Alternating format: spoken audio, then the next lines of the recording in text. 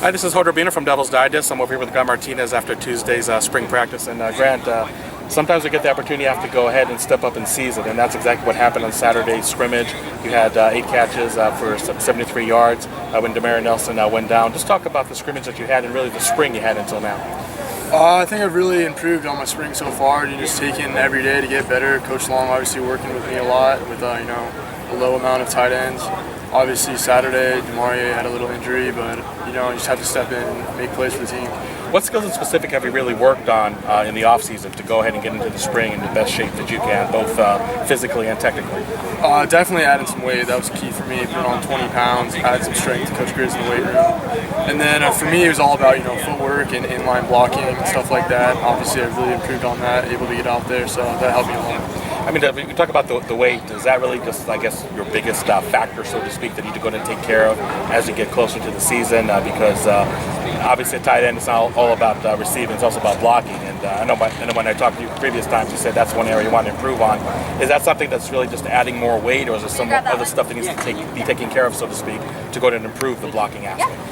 Definitely adding a little weight, but you obviously have to still be in shape and athletic enough to play the 3-back position. So I obviously want to add another maybe 10, 15 pounds, but definitely be lean and able to get out there and run seam routes and all kinds of routes like that and be athletic for this team. Now, last year as a true freshman, you're on the scout team. Is this a different mentality than being right here running with the 2s and with the 1s really recently? Just talk about that shift in your approach. I mean, obviously you took the scout team very seriously last year, but I mean, how does that approach change when you go into spring and you know that there's no more redshirt year, that you're going to play and probably even play a lot every week? It's just huge. I mean, this time you're the man. You have to go out there and perform each and every day. And if you're not performing, obviously coach is going to get on you. You're not going to get that much playing time. So for me, it was definitely just focusing and really working on my technique so I can get out there and perform for this team. As good as a game as you had, the offense really had a rough outing last Saturday in the scrimmage. As you talked as an offense, what did you take away from that scrimmage to see what was going wrong and what needs to be corrected for this week and the rest of the spring? I just think that the offense, was really overhyped so far right now. That we kind of let that get to our heads, but we obviously need to know. We need to know where we got to go, and we can do that. We have a lot of good athletes out here. Taylor Kelly, senior leadership. So we're ready to attack the defense. In the upcoming scrimmage and practices, and we'll be good to go. You hear so much talk about this offense being so tight end friendly. As somebody who plays a position, what makes this offense so tight end friendly? Just being able to move in and out. Being able to get in the sniffer position, zip, the out, become trips, all kinds of stuff. You're just moving around, and that able to open up the field for you and make plays.